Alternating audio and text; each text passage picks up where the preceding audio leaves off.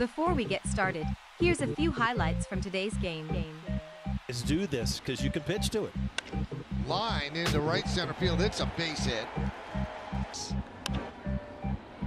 Popped up, shallow left field, coming on. Frazier dives, and he makes the play. The throw to first. Not in time. 2 outs and the pitch. Strike 3. Freeman down looking. Right back up the middle, past Anderson. Swanson fields, fires, not in time. 2-2. Punched out to first, backhanded there by Ford, catches it on the block. Have to get that long metal needle out and restring this. You see this ball gets right through the pocket. And the 3-2. He walked him. Sky to center field. Hicks makes the catch, tagging Sandoval. The throw will come into Gleyber Torres. It's a sac fly. 2 outs. Bases jammed. Strike 3. D'Arnaud down looking.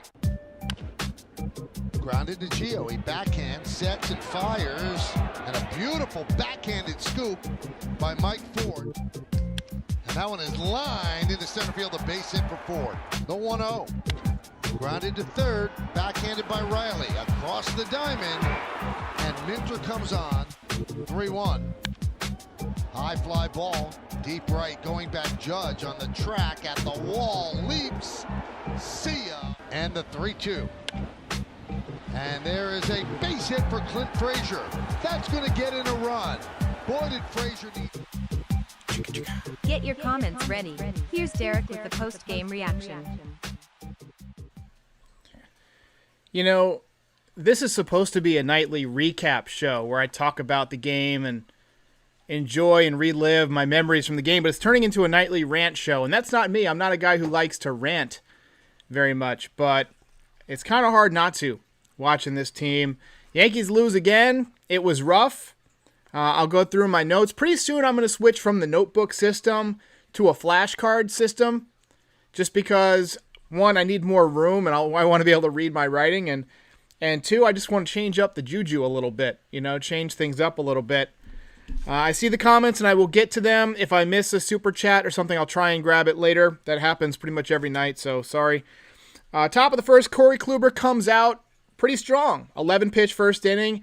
It was a cold and windy night, and he was pitching in on guys' hands and getting soft contact. Got a couple of pop-ups. I like that. That's a very crafty thing to do for a veteran pitcher. Bottom of the first, Yankees go quietly. Stanton raked one, though, at the left fielder. 117.3 miles an hour off the bat. It was caught, and his night was downhill decidedly from there. Top of the second, easy and clean inning for Kluber. More soft contact.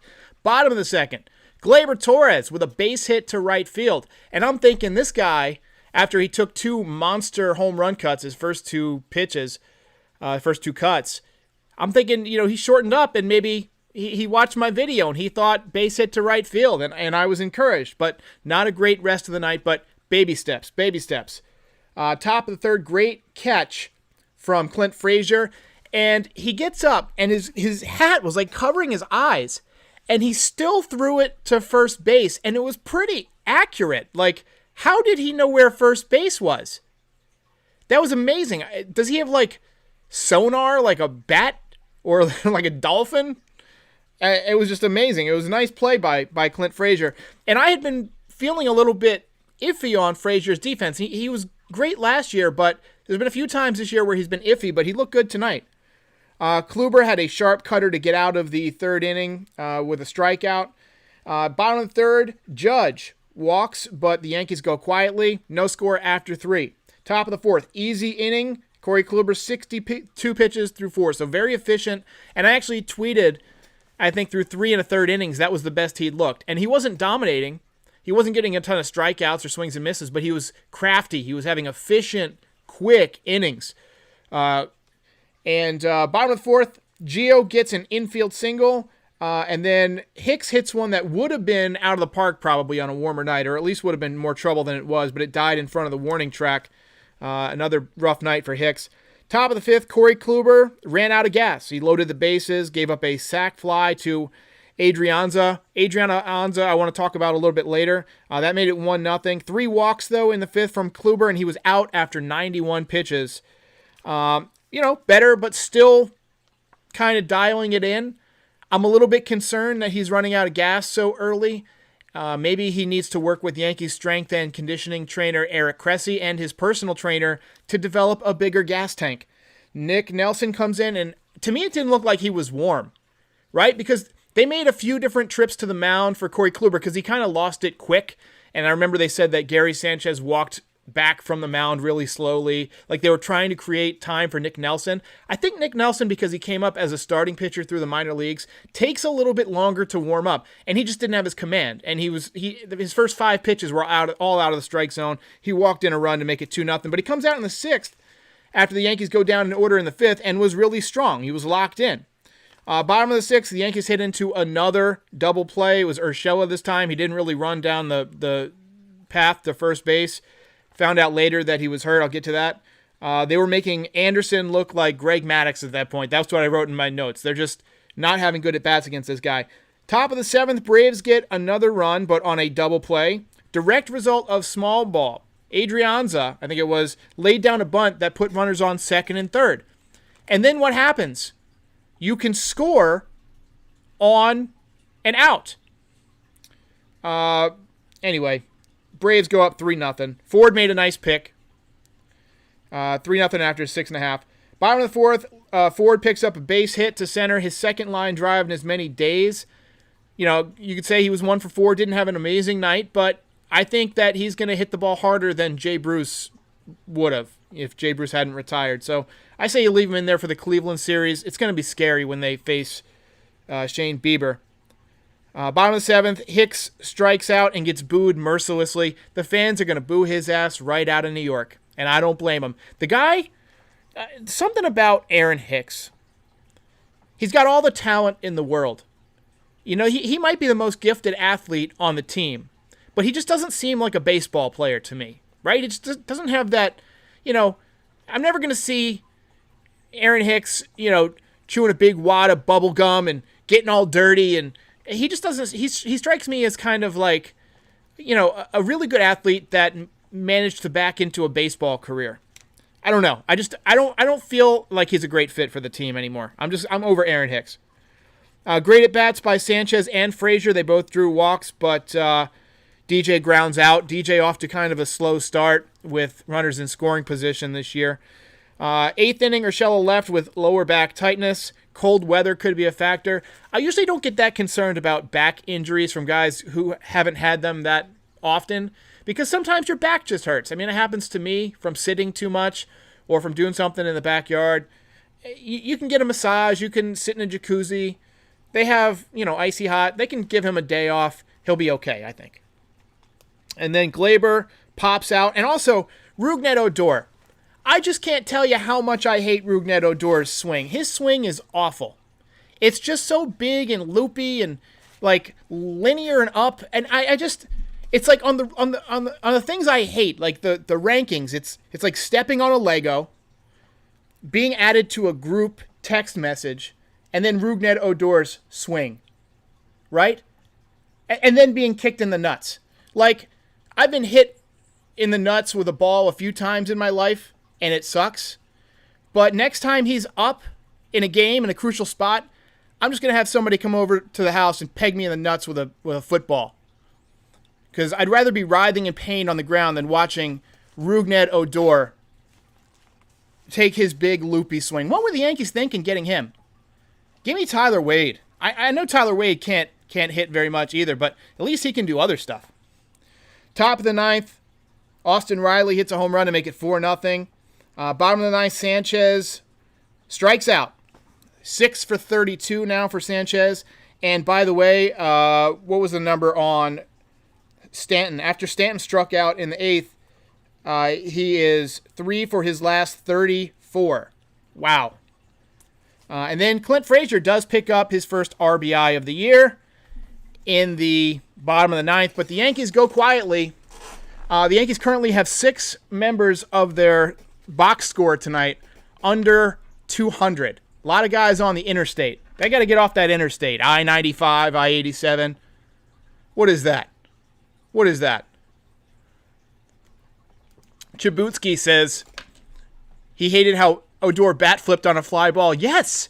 That ball was like 40 feet from the wall, and he acted like he hit it 9,000 feet. It was crazy. A-Man says, why did Minnesota trade Aaron Hicks, a 5-tool player, for a backup catcher, J.R. Murphy, who's out of baseball? Because they saw that he's, some guys can make it look easy. Bernie Williams out there in center field, he never seemed like he broke a sweat. He was playing music in his head. But you can do that when you hit clutch home runs, you get clutch base hits. If you're having bad at-bats and you're, just not getting it done, I want to see you out there just playing with an intensity. No one should be able to outwork you. Gleyber Torres tonight hit a little tapper back to the mound and just kind of loafed to first base.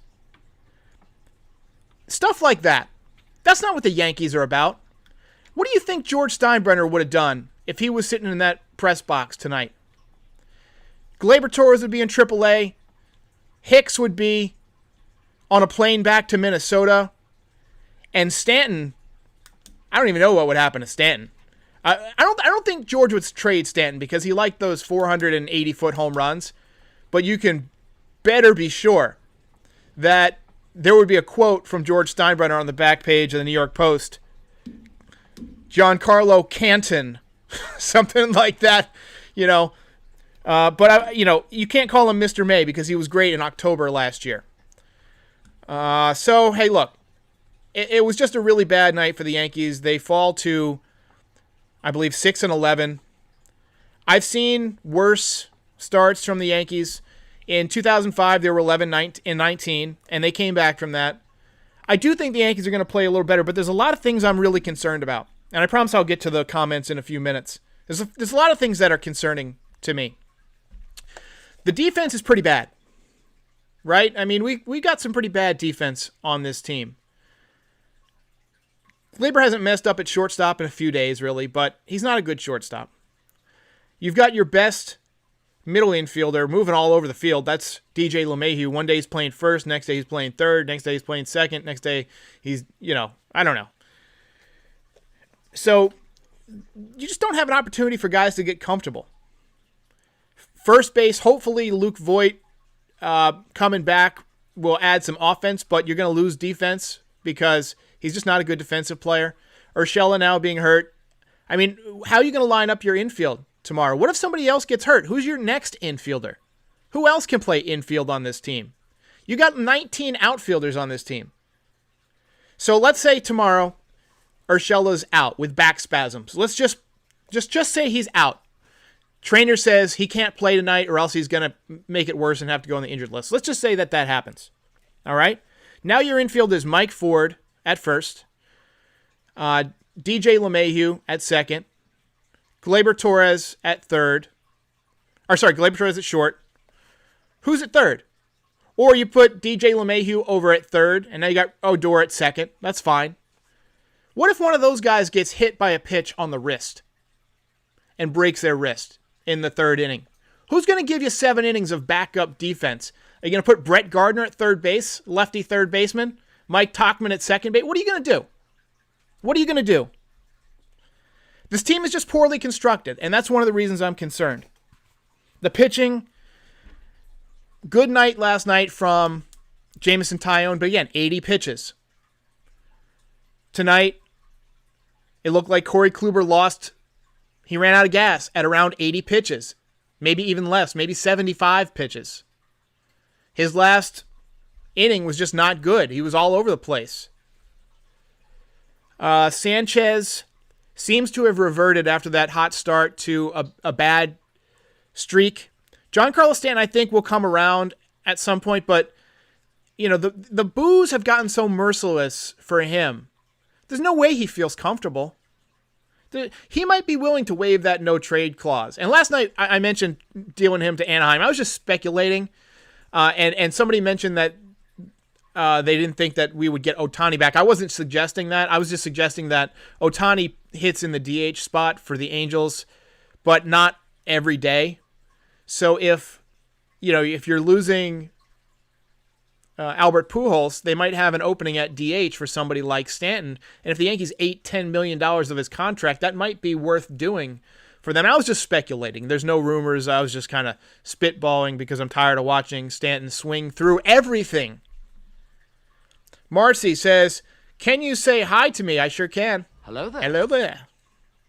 Hello.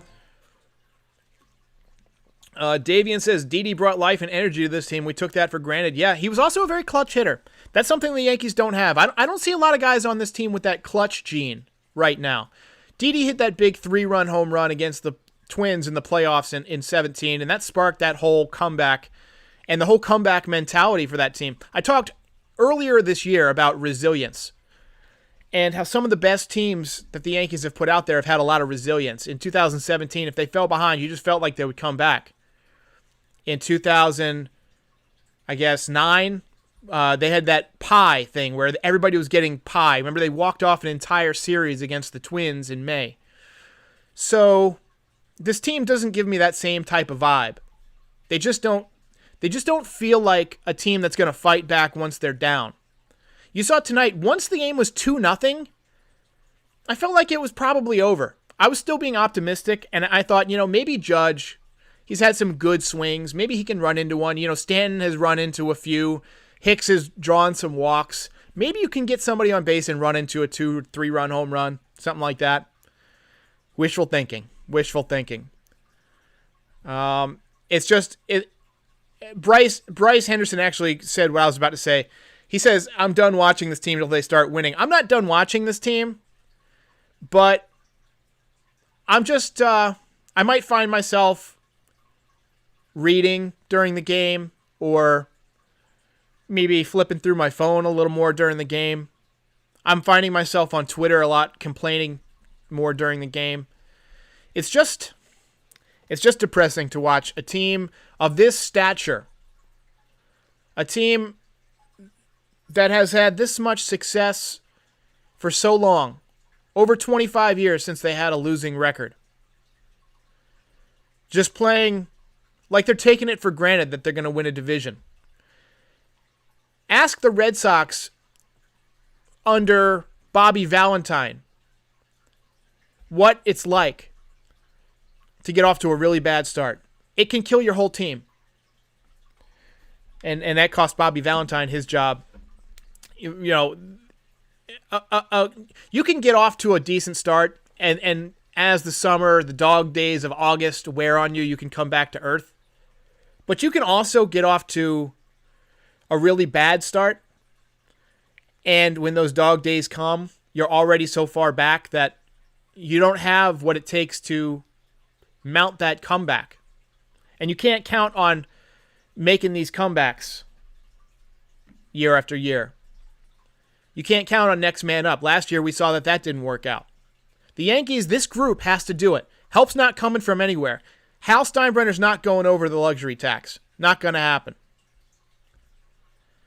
So this was a tough loss, a tough homestand. Yankees pick up one win on the homestand. The season is not over, but really you got to get through, I guess, you got to get through this next road trip, and you got to play some baseball. The Indians are not a great team. You got to find a way to win probably 3 out of 4, and then you got to find a way to beat the Orioles in that series. You got to come back home at least approaching 500.